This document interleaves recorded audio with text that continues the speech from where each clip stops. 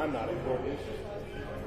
Yeah, but you're the one that tells us it's coming out, right? No.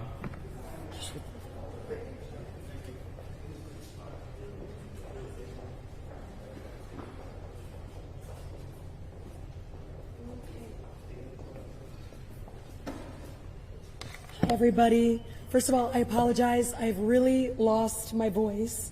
So if you need to come closer to hear me, this is me at full volume. I'm going to do my best. First of all, I want to thank the Inkster Fire Department who hosted me.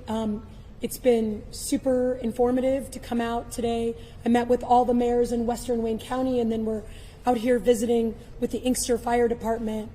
I think the thing that really struck me is just the sheer amount of work that is going on at this one fire station. It's a perfect example of what our firefighters are doing every day. They go on about 20 runs per day on average, sometimes more, and they've got 19 guys fully staffed.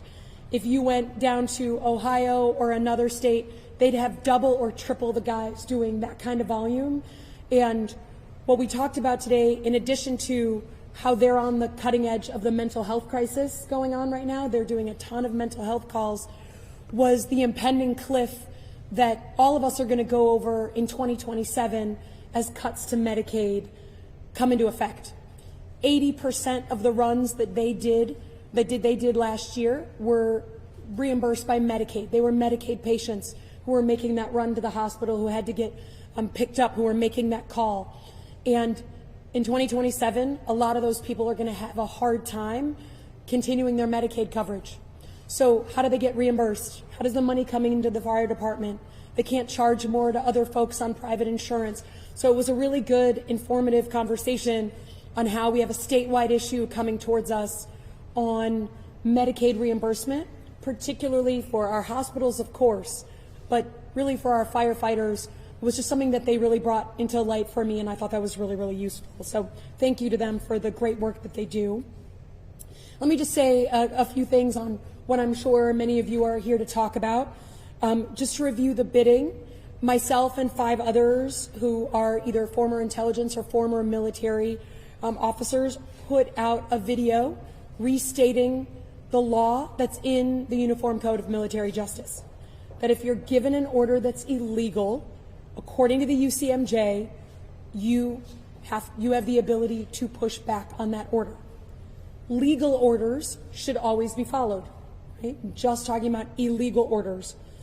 We had a ton of folks in uniform and a lot of veterans come to us and raise real concerns about things that they were asked to do or things that they were concerned they might be asked to do, particularly with the deployments of the National Guard and uniformed military into our city streets, places like Chicago, and the strikes in the Caribbean against drug cartels. The legality, particularly on the going after the drug cartels, it's a secret list of groups that we're now in armed conflict with, and it's based on a legal explanation that's classified and not available to the operators who are carrying out these strikes. So they started coming to us and saying, like, hey, I'm not sure what to do. Do you have any thoughts? Do you have any advice? And that's where the video came from. This is unfortunately not a hypothetical conversation.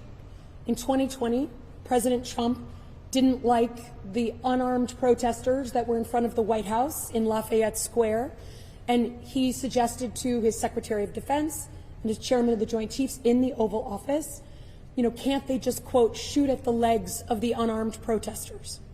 Secretary of Defense and the Chairman of the Joint Chiefs, I give them a lot of credit. They knew immediately that would meet the definition of an illegal order, and they got out of there as fast as possible so that he didn't demand and try and get them to carry out that order.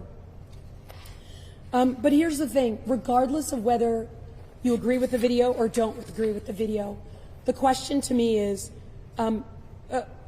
this the appropriate response for a President of the United States to go after and seek to weaponize the federal government against those he disagrees with?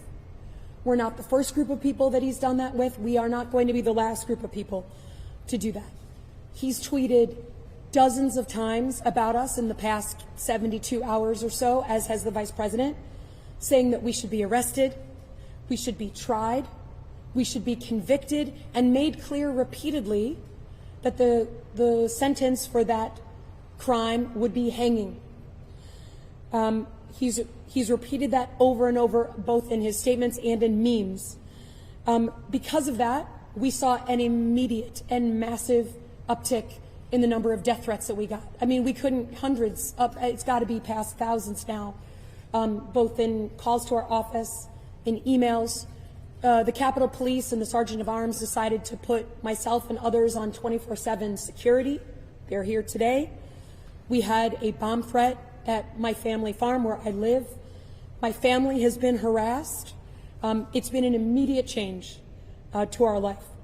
And then last night, the Counterterrorism Division at the FBI sent a note to the members of Congress saying they are opening what appears to be an inquiry against the 6 of us.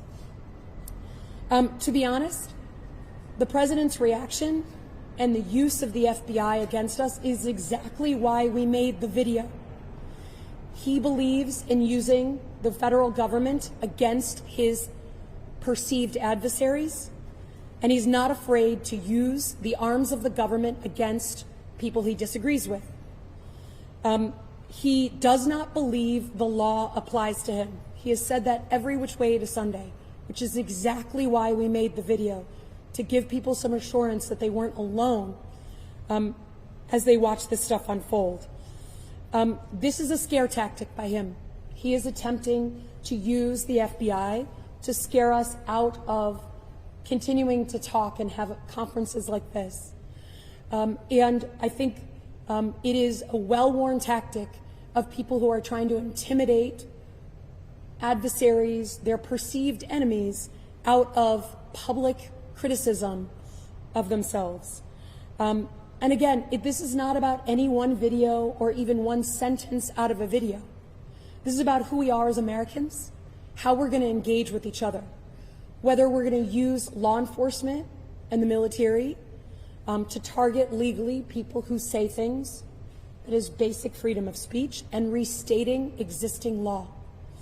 Now, obviously, you hear I have a cold, but regardless of that and the attempts to intimidate us, that is not going to stop me or anyone else who made this video. In fact, I think it's more important than ever, given that he's used this same tactic on the private sector, on law firms, on universities. We are not the first group and we are not the last group that he is going to use the arms of the government. And again, if he's going to use the FBI against members of Congress, what would he do to average citizens who don't have that elected cover? So it's not going to stop me. It's not going to stop others. I feel strongly that we were doing what we believed was right based on our oath of office to the Constitution. And if he wants to use the FBI and Kash Patel against us, that is his choice, but it just reaffirms why we made this video in the first place. Okay.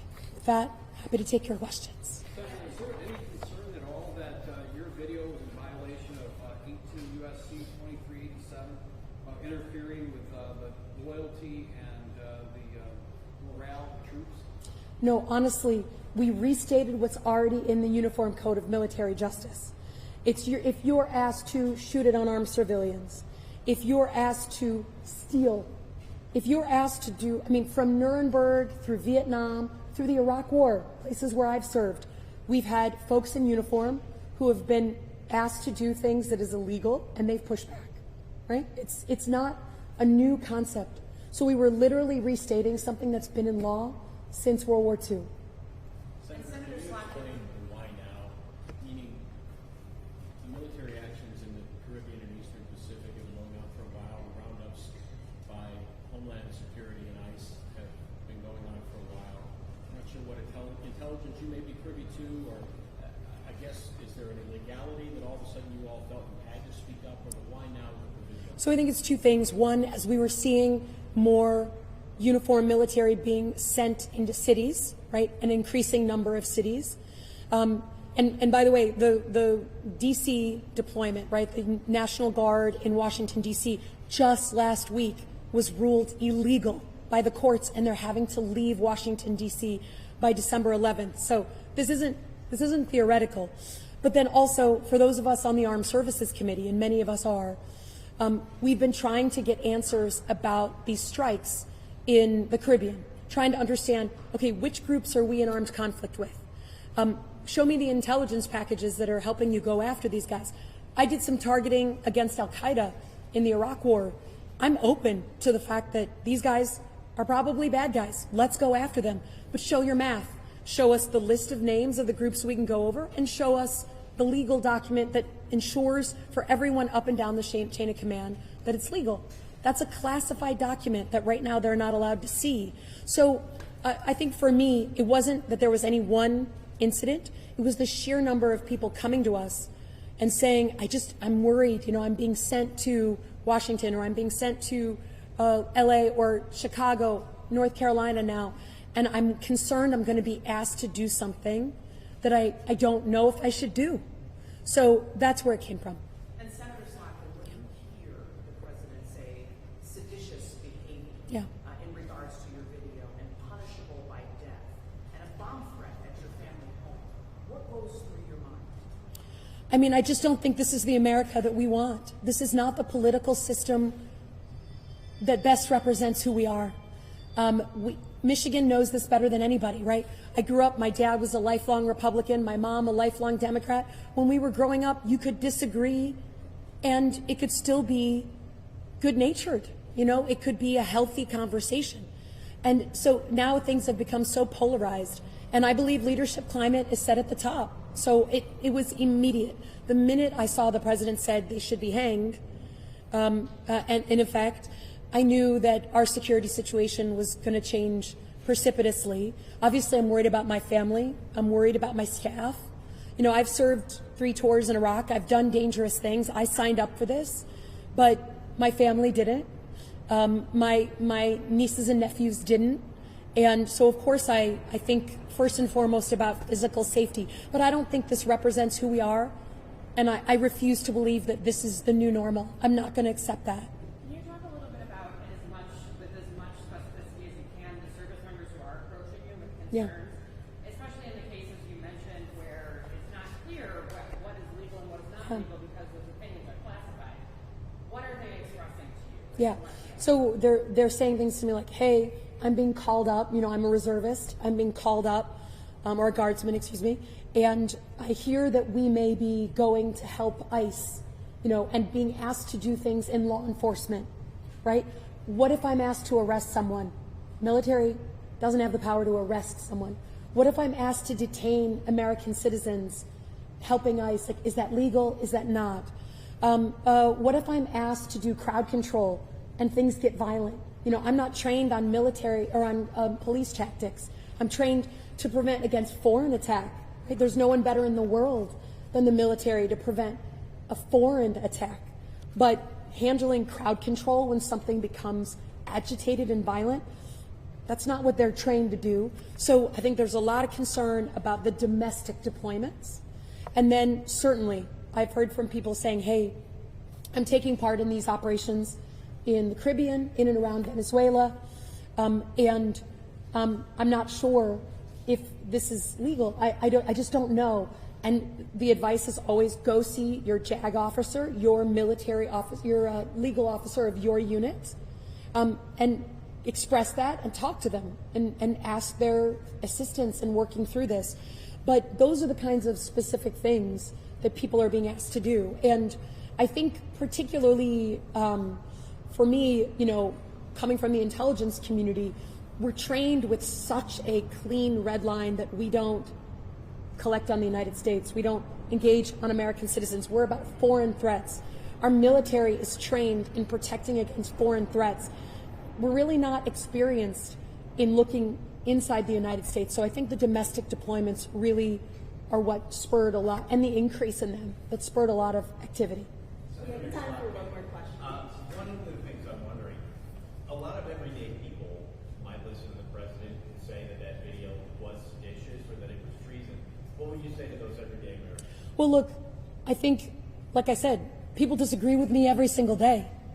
Does that mean that I should be investigated by the FBI and that the President of the United States should suggest that I be hung?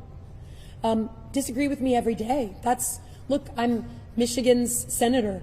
There's not a day goes by that people agree with everything that I say.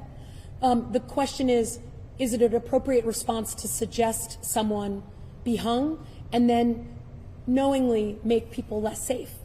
And I would never do that to someone else that I vehemently disagree with.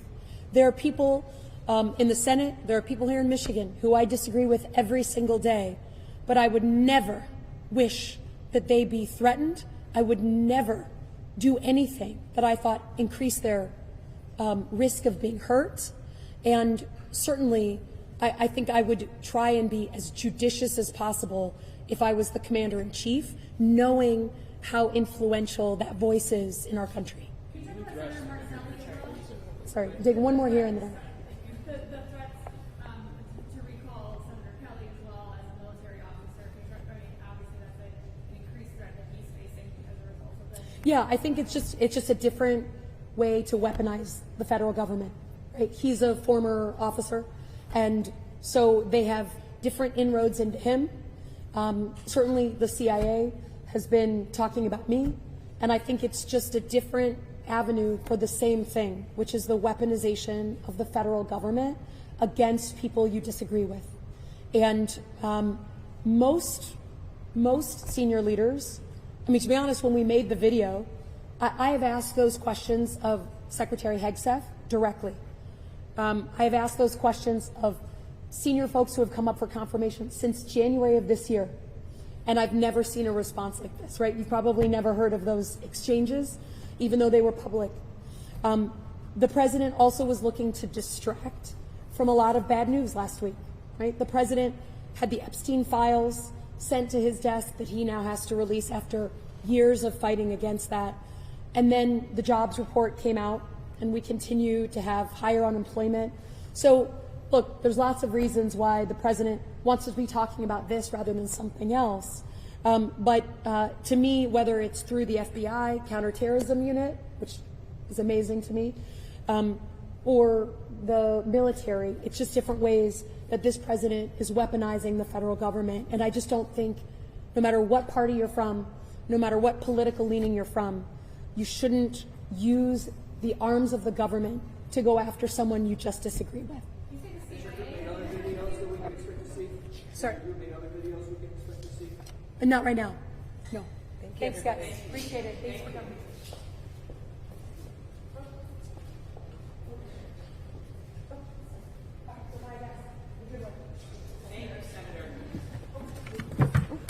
Oh, don't worry about it. That thing is really old.